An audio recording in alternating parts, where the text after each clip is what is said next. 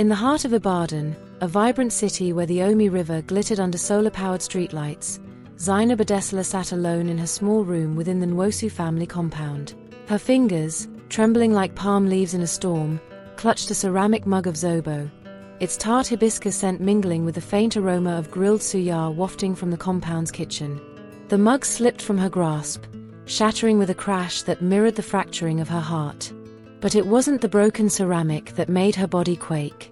It was the voices seeping through the thin concrete wall, sharp and cruel, slicing through the stillness of the night. Chidi Nwosu, her fiancé of 3 years, and Amaka Ease, her childhood friend, were laughing about a plan to humiliate her at their wedding tomorrow. Their words were venom, each syllable a dagger plunging deeper into her soul. Zainab pressed her ear closer to the wall, the silk scarf over her eyes damp with unshed tears. For 3 years, she had worn that scarf, not because she was blind, but to test the heart of the man she loved. A few years ago, during a fierce rainstorm, she had plunged into the raging currents of the Omi River to save Chidi from a capsized tourist boat near Ibadan's riverfront. Her lungs had burned with silt, her eyes stung by debris as she dragged him to shore. The accident had damaged her vision, plunging her world into darkness for months. Her uncle, a renowned optometrist at Ibadan's University College Hospital, had restored her sight with laser surgeries and herbal compresses. 2 years ago, her eyes were clear, but her family, guided by her grandmother's wisdom, had suggested a test. "Keep the scarf," her grandmother had said, her voice heavy with the weight of Yoruba proverbs. A man's love is proven not in what he sees, but in how he cherishes what he cannot. So Zainab had lived in darkness, stumbling over furniture, enduring pitying whispers at Bodija market, all to know if Chidi's heart was true. Now, as their voices filled the air, she had her answer, and it tasted like ash. "Oh, Amaka, my star," Chidi's voice purred, low and smug, audible through the wall. "Tomorrow's wedding will be sweeter than ripe mangoes plucked at dawn." Picture Zainab stumbling down the aisle in that clown costume I ordered online, bells jingling like a market goat. Every influencer in Ibadan will post her on Twitter, laughing until their followers crash the app. His chuckle was a blade, twisting in Zainab's chest. 3 years tethered to that sightless burden, and finally, I'm free. Free to shine with you, my true queen, in front of the whole city. Amaka's giggle was sharp, like shards of broken glass. "A burden? Chidi, you're too kind," calling her that. "She's a shadow, dragging you down like a stone sinking in the Omi." Good thing her scarf kept her from seeing us stealing kisses under the baobab tree at Mapo all these years. She paused, her tone dripping with mock pity. Poor Zainab, dreaming her true love would carry her forever. "Ha! Tomorrow, I'll wear the bride's Kent, glowing like a TikTok filter, and she'll be Ibadan's biggest meme, jingling in her fool's outfit."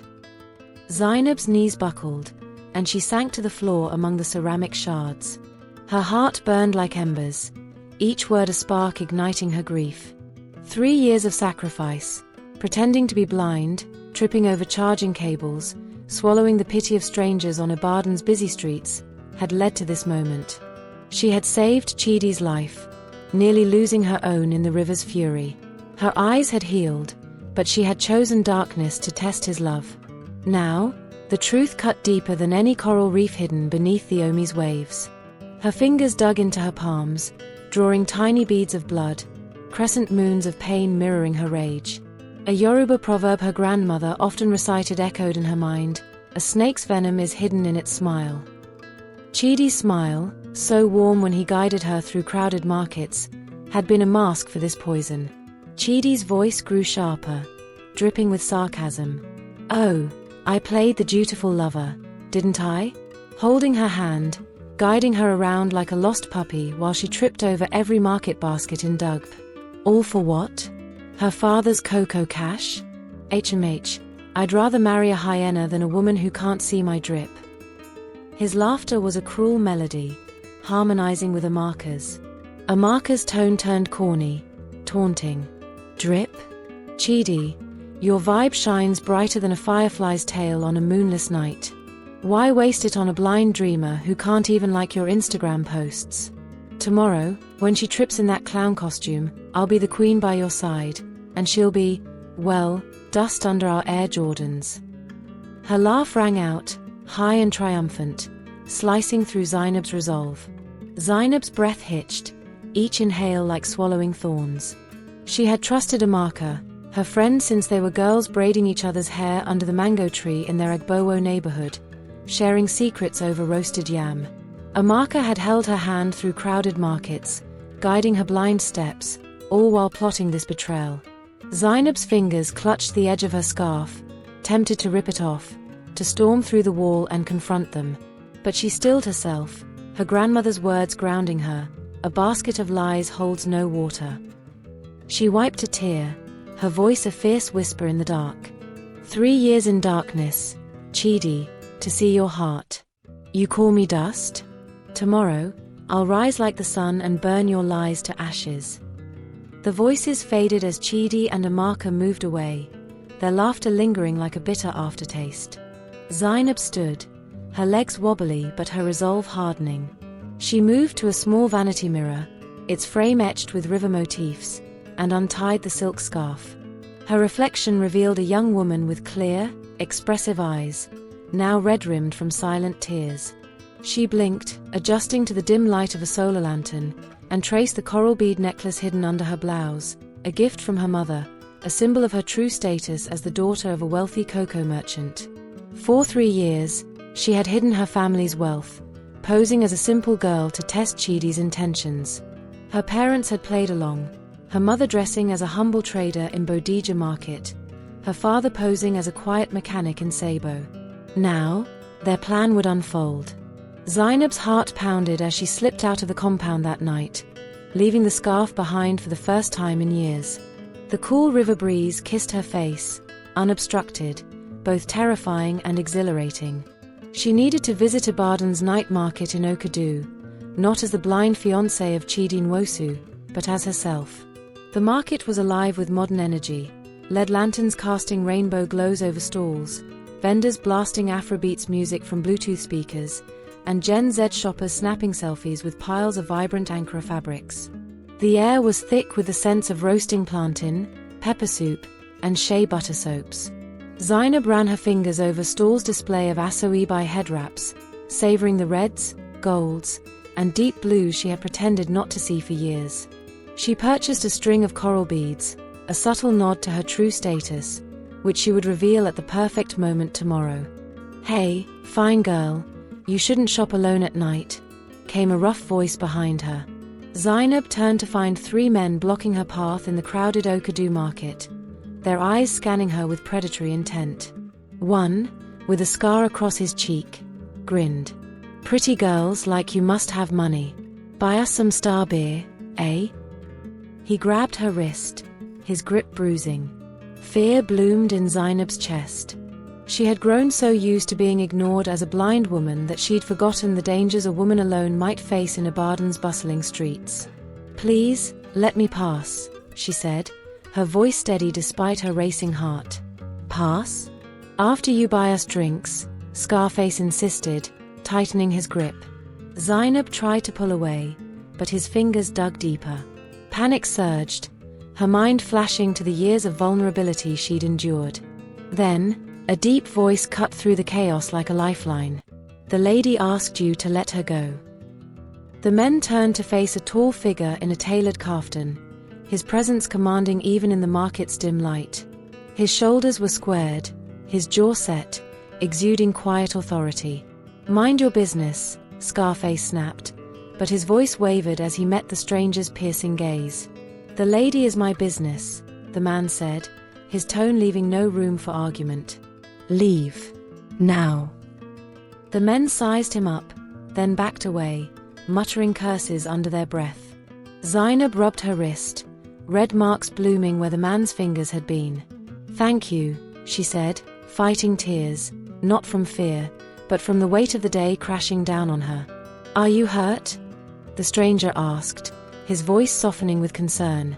"Not from them," Zainab replied, a single tear escaping. "Just from life." He studied her with gentle eyes. "I'm Tunde Balagan," he introduced himself. "Can I help you get home safely?" The name registered instantly. Tunde Balagan, heir to Balagan Palm Oil, one of Nigeria's largest agribusinesses, with plantations stretching across Oyo State. His family's wealth rivaled her own, though he didn't know it. "I'm Zainab," she said, deliberately omitting her surname. Then, surprising herself, she added, "And I don't want to go home. Not tonight." Tunde's expression showed curiosity, not judgment. "What's troubling you?" Perhaps it was his kindness, a stark contrast to Chidi's cruelty, or perhaps it was her breaking point, but Zainab's walls crumbled. Tears flowed freely, her body shaking with sobs she'd held back for hours. "I'm supposed to get married tomorrow," she managed between breaths. "But I overheard my fiancé and my best friend planning to humiliate me at my own wedding. They think I'm blind."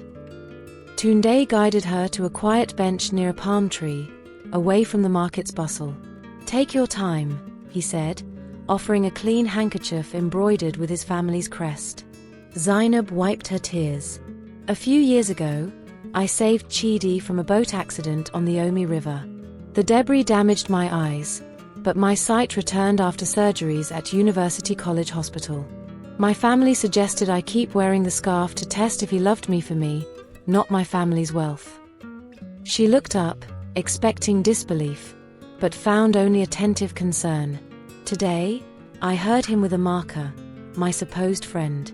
They've been together behind my back, planning to dress me like a clown tomorrow and replace me with her in front of everyone." Tunde's jaw tightened, a muscle twitching in his cheek.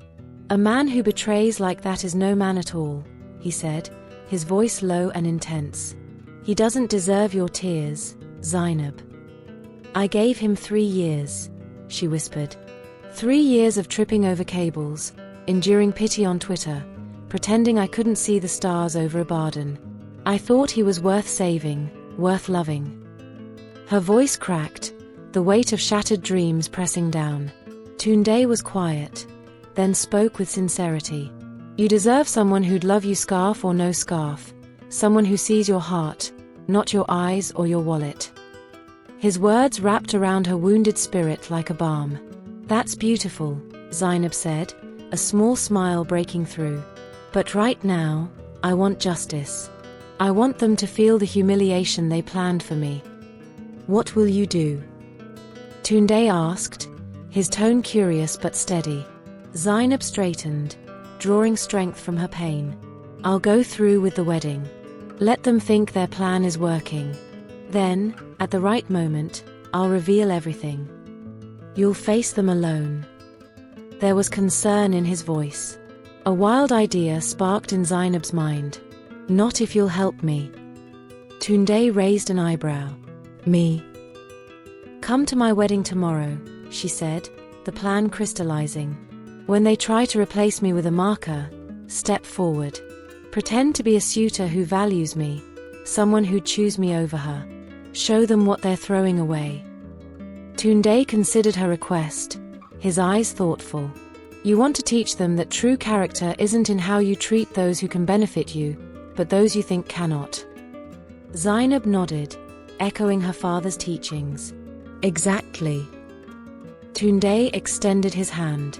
"It'd be my honor to stand by you tomorrow, Zainab. Let's give them a day they'll never forget." As their hands met, a spark of connection passed between them, making Zainab's breath catch. For the first time since hearing Chidi's cruel words, she felt something beyond pain, a flicker of hope, perhaps, or the start of something new. She slipped back into the compound that night, carefully replacing her scarf, her tears replaced by steely determination. Tomorrow would be a wedding day, but not the one Chidi and Amaka expected. Dawn broke over Ibadan with a burst of golden light, the Omi River glittering like a sheet of glass near the city's waterfront. Outside Zainab's window, women sang Yoruba wedding songs, their voices harmonizing with the chirp of morning birds in the Mokola area. The scent of jollof rice and egusi stew wafted through the air, mingling with the perfume of hibiscus flowers adorning the Nwosu compound's courtyard.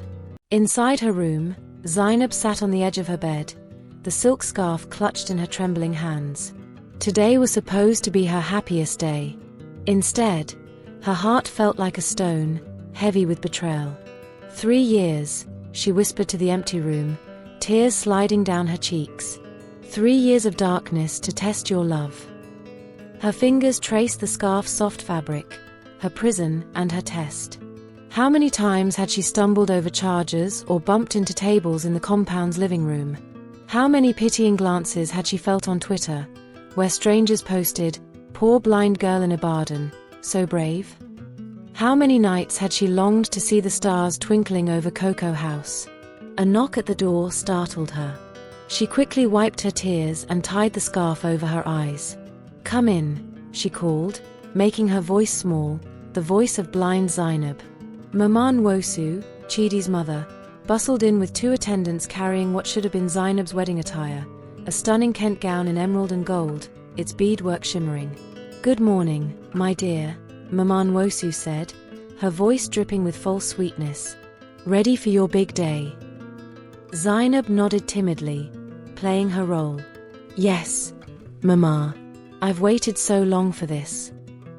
"Of course you have," Mama Nwosu said, patting her hand condescendingly. "Such a blessing my son has such a big heart. Not many men would marry a blind girl." Each word was a jab, but Zainab forced a grateful smile.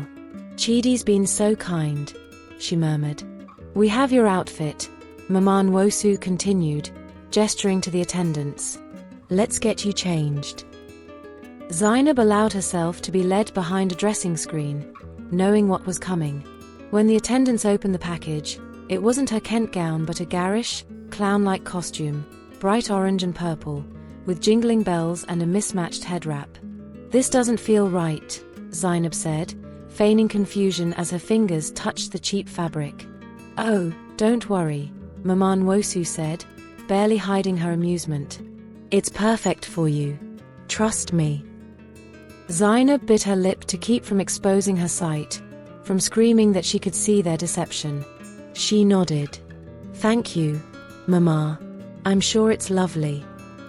Once Mama Nwosu and the attendants left, promising to return, Zainab locked the door and slumped against it. Rage replaced her tears, a white-hot fury burning away her grief. "Not today," she whispered fiercely. "You won't humiliate me today." From under her mattress, she pulled her smartphone, a secret she'd kept hidden. With trembling fingers, she texted her uncle, "It's happening as we feared. They gave me a clown costume. Humiliation set for noon. Is Tunde Balogun trustworthy?" The reply came instantly, "We've vetted him. Balogun palm oil air, solid reputation. Accept his help. Your mother's ready. Your father and I will arrive at the right moment." Another text followed, "Your brother says make them pay." Zainab smiled faintly. Her brother, heir to their father's cocoa empire, had always been her protector.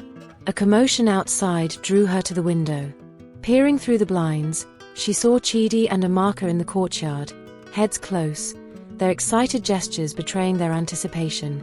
Amaka wore a stunning Kent gown, Zainab's gown, its colors radiant in the sunlight. The sight pierced her heart.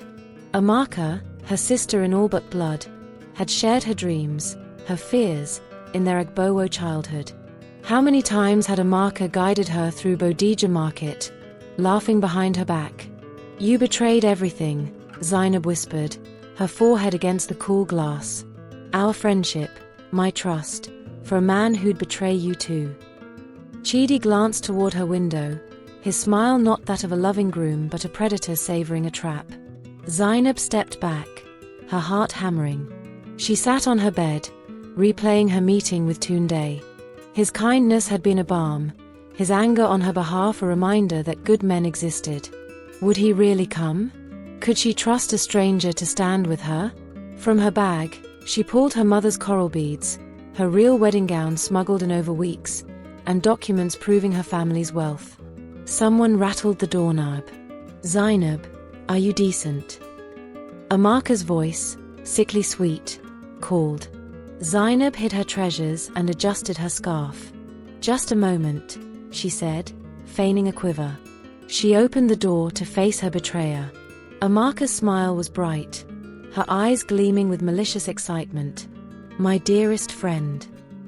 Amaka gushed, embracing her. "Your wedding day's here. Aren't you excited?" Zainab returned the embrace, resisting the urge to recoil. "So excited," she whispered. "It feels like a dream." "Oh, it's real," Amaka said, leading her to the vanity. "Today will be unforgettable." She began applying garish makeup, bright red blush, clashing purple eyeshadow, designed to make Zainab a caricature. Zainab sat still, a secret smile playing on her lips. Let them think they'd won. In hours, they'd learn the truth. The courtyard of the Nwosu compound in Mokola was a spectacle of modern vibrancy. Canopies with LED fairy lights, tables laden with jollof rice, pounded yam, and grilled tilapia. Guests in Ibadan snap selfies, live streaming on Twitter with hashtags like #Ibadan wedding vibes. Djembe drums pulsed, blending with an Afrobeats hit from a Bose speaker. Zainab was led out in her clown costume, bells jingling, scarf over her eyes. Whispers cut through the music. "Is that the bride? What's she wearing? Poor blind girl doesn't know she's a joke." Chidi's hand, when she reached for it, was cold. "My beautiful bride," he announced, his voice dripping with mockery. "Isn't she a vision?" Murmurs rippled through the crowd. An elder from Okadu stepped forward, frowning. "Chidi, is this how we honor a bride in Yoruba tradition? Where's her proper attire?" Chidi's grip tightened. "Elder, she chose this outfit. In her condition, should I deny her wishes?" Zainab's tongue burned with the lie's audacity, but she said softly, "I thought it'd please you, Chidi. Amaka helped me choose." Heads turned to Amaka, radiant in Zainab's Kent. Chidi cleared his throat. "Speaking of Amaka, I have something to say." He dropped Zainab's hand, leaving her alone. "I've tried to be good. When Zainab saved me from the Omi River, I stayed out of duty. But can a man tie himself to a woman who can't see his face? Who can't even post a selfie?" Gasps mixed with nods. "A man needs a whole woman," he said, pulling Amaka close. "Amaka's been my true partner. So, who should be my bride? This blind burden or my shining star?" Hands rose for Amaka. Mama Nwosu's voice rang out, "My son deserves a whole woman, not a broken calabash." Zainab swayed, the humiliation crushing. Then, car horns blared from the compound's entrance. Tunde Balogun strode in, his kaftan gleaming with gold embroidery, flanked by attendants with woven baskets. "Release her," he commanded Chidi's cousins, who dropped her arms. "I'm Tunde Balogun, heir to Balogun palm oil. I'm here to honor Zainab Adesela with a gift worthy of her value." Chidi sputtered. "This blind nobody." Tunde's voice was sharp. "Choose your words, Chidi. She's worth more than your entire vibe." He unveiled baskets of cowries, gold, and land deeds in Ibadan's prime estates. "I offer this for Zainab's honor, if she'll have me." Zainab whispered, "Yes." Chidi shouted, "She's a fraud. Look at her clown outfit." Amaka sneered, "Tunde, your heart's bigger than Cocoa House, but she can't even see your drip." Zainab stepped forward, untying her scarf. "I've seen enough." Her clear eyes met Chidi's shocked face. She played a recording from her smartphone. Chidi's voice, "Zainab's a burden. We'll make her Ibadan's meme." The crowd gasped. "A few years ago, I saved you from the Omi," she said. "My eyes healed at UCH, but I wore this scarf to test your heart. You failed, Chidi. You and Amaka sold my trust for lies." Her parents emerged, regal in Aso Oak, revealing their cocoa empire. The crowd turned on Chidi and Amaka, who fled in shame. Zainab stood tall. "This is no wedding. This is a day truth danced in Ibadan's sun. Want to know what happens next in Zainab's journey? Hit that subscribe button and drop continue in the comments below. Your support fuels our passion to share captivating African folktale stories every 3 days. We're so grateful for your love and for being part of our storytelling family. It means the world to us. See you soon, and bye.